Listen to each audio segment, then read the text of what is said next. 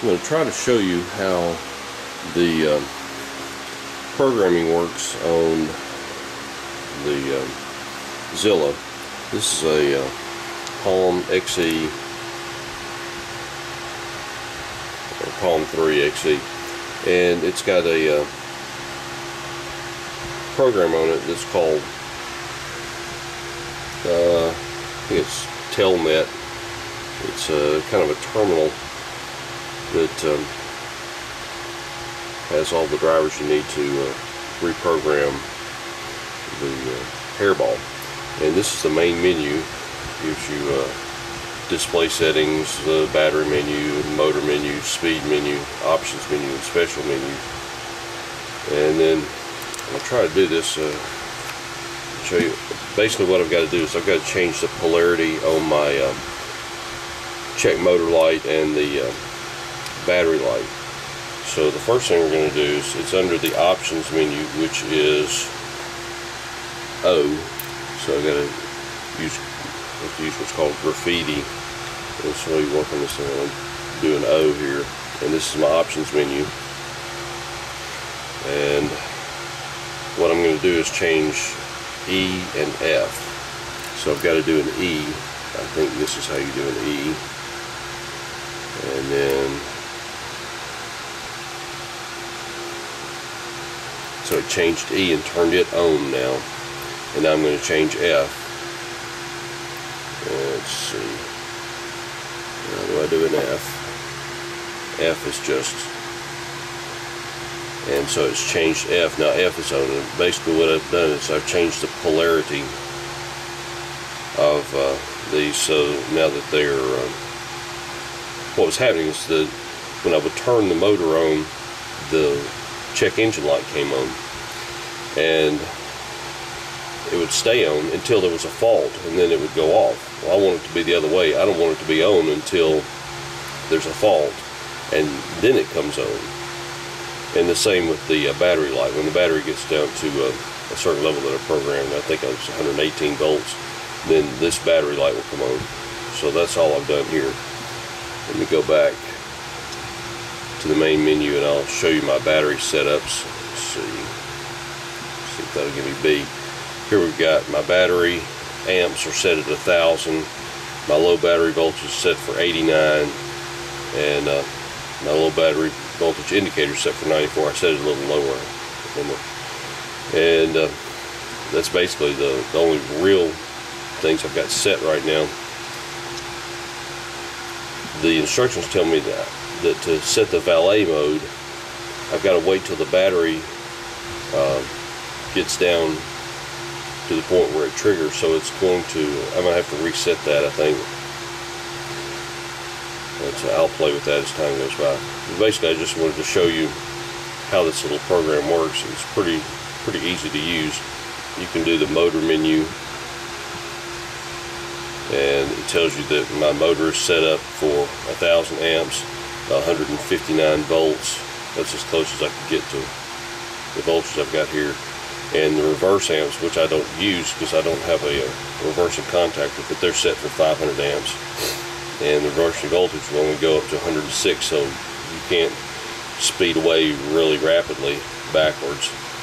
Although I set the reversing amps at 1000, just in case, you never know. And that's going to be my voltage in reverse. No, I'm not sure what that one is. But anyway, I've got it set the same as my main pack voltage. Let's see what else I can show you. There's speed sensors. I don't have a tachometer drive and then the motor, so these are really irrelevant. There's no data coming into the hairball, but they're just set for 5,000 RPM and a max of 6,000. And the reverse amps are reverse is set for 1500 RPM. Okay.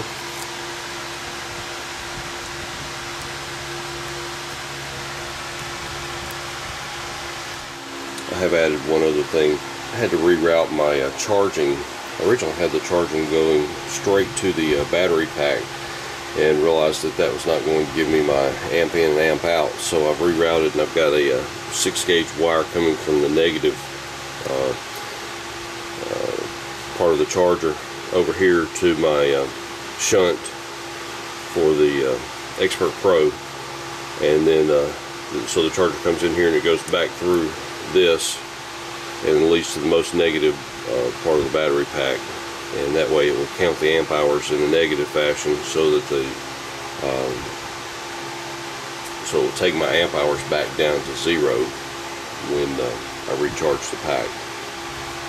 Another thing I've done in here is, after running the HHR, it overheated because I didn't have any fluid circulating through here, and I went ahead and I filled up my reservoir with water, and it seems to pump just fine and cool everything off.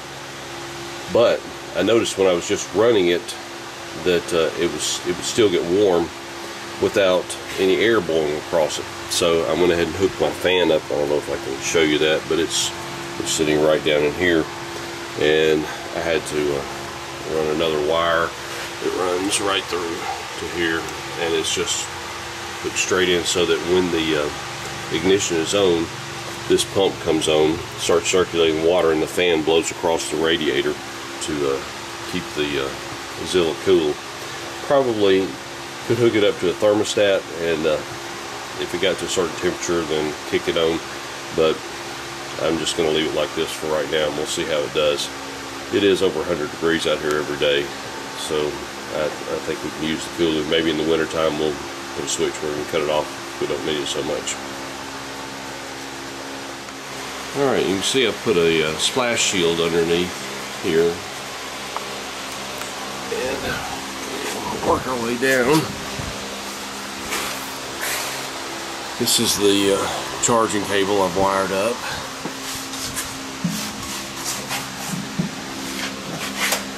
And there's my foam protecting around where everything enters. Looks pretty good. It's the first time I've seen it since it's dried. It looks like it ought to be pretty watertight in all those areas. I think we'll do alright there. Let's see. Go on this side. Looks pretty good.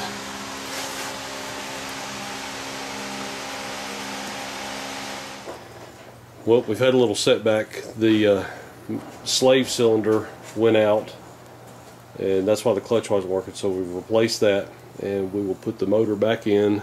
There's the motor, and it's 3 days before EVCON, but we'll have it done this afternoon and be up and running again.